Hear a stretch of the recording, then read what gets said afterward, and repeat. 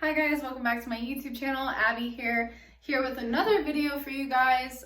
Welcome back if you are returning, and welcome to my channel if you're new here.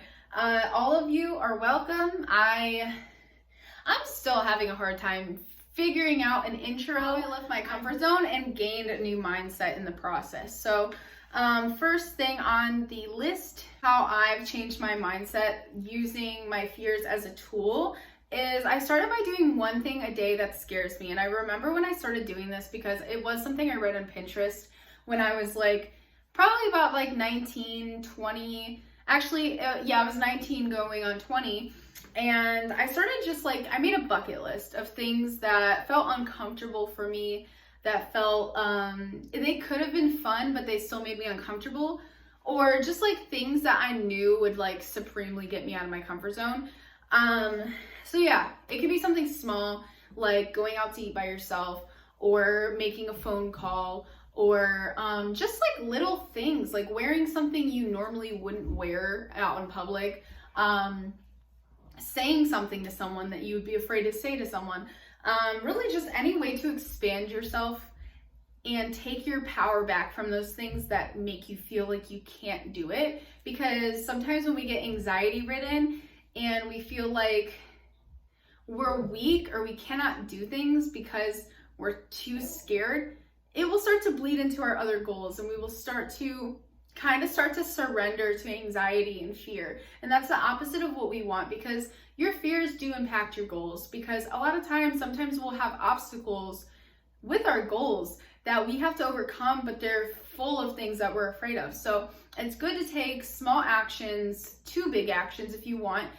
Bigger actions do have a bigger impact, and it will start to build your strength a little quicker, but you could start small.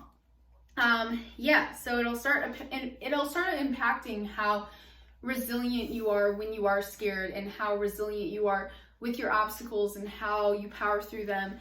And it will affect how you execute the things that you need to accomplish your goals. So the next thing was, there is a thing around your comfort zone that people will be like, in order to grow, you have to be uncomfortable. You have to leave your comfort zone if you want to see results.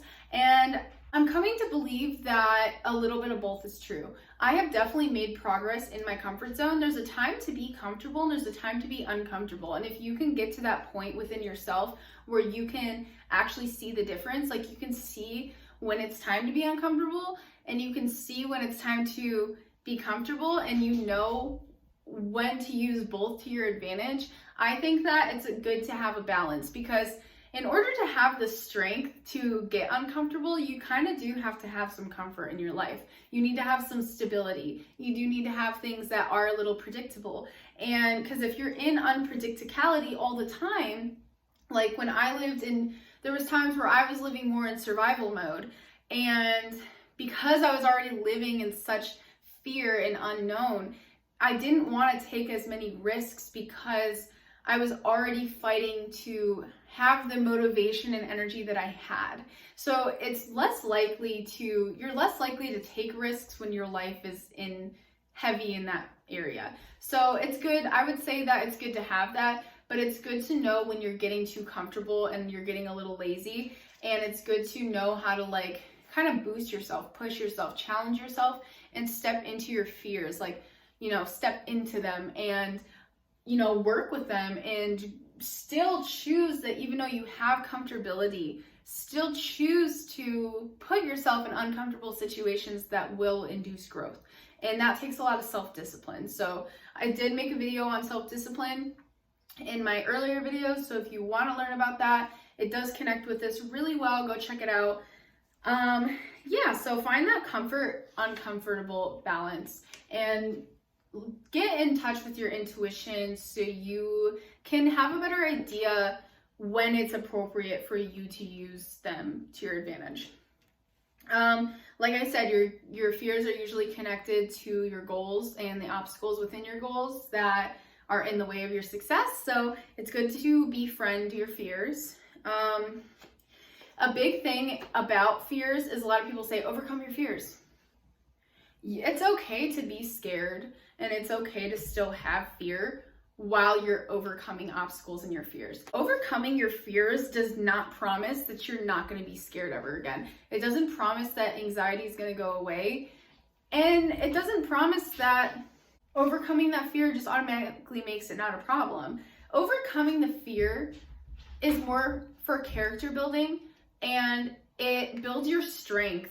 So really the goal within this is to build inside strength and excitement and confidence and resilience and discipline, and use those tools to become better at dealing with your fears. It makes it easier.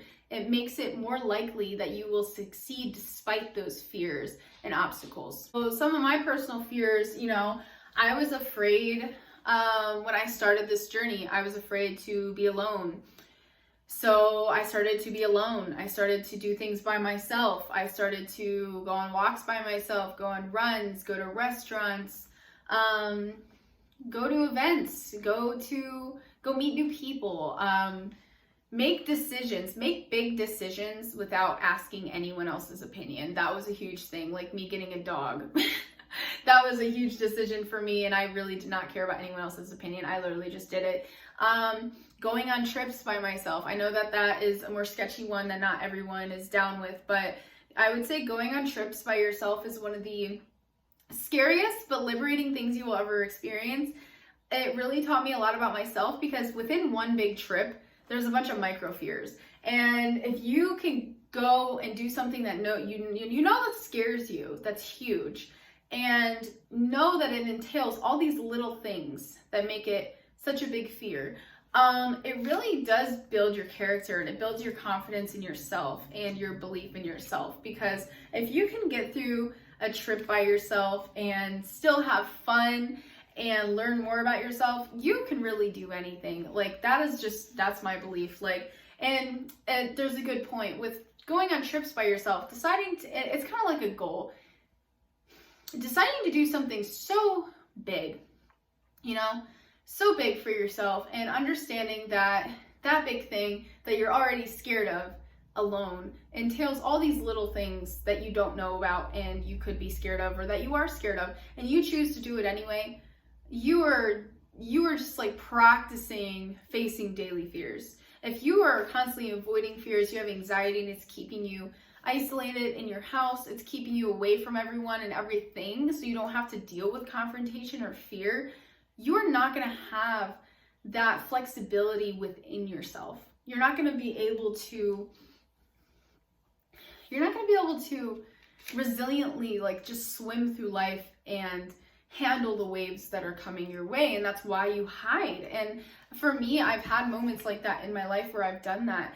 And it's not fair to yourself, because you do deserve to be around people. You deserve to do things that excite you. You deserve to get your goals. You deserve to do what you love and take chances and live a fulfilling life, but that doesn't come without fear. And that's why this is so important, to realize and execute these things and challenge yourself.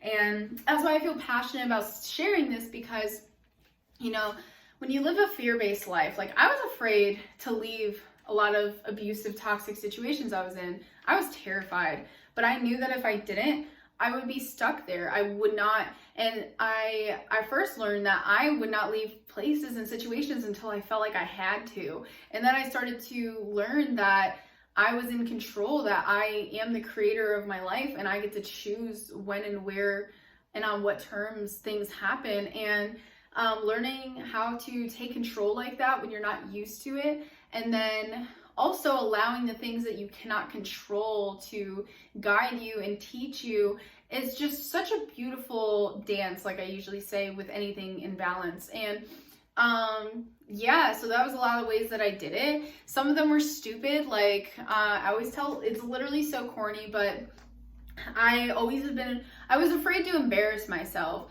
at the time that I did this. And I literally listened to the car wash song, and I took the windshield wiper at the gas station, and I literally washed my whole car, because I could not afford a car wash that day and my car was dirty. So I was like, okay, this could be part of the bucket list. It was just impulsive. And I just, I danced, I had fun, and I was just out in public. Like, it was a little weird, but it was just something that small moments that make you feel free, make you feel free. And I think good that we all try to take advantage of those moments when we can. I mean, I see a big hill, I go roll down it. Like, give yourself more space to be what you don't expect yourself to be, but it's fun, that is exciting. And you know, the only thing that I would say was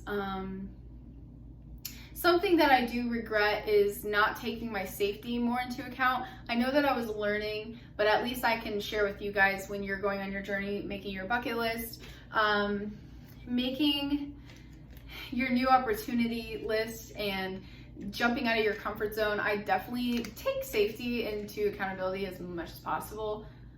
Whether that, I mean, there's only so much you can do to be safe with certain things. Like if you're gonna go skydive, obviously just find a good place and make sure that the people are licensed and they can conduct it properly. But like for me, I just like, I trusted a lot of strangers in situations that really could have hurt me.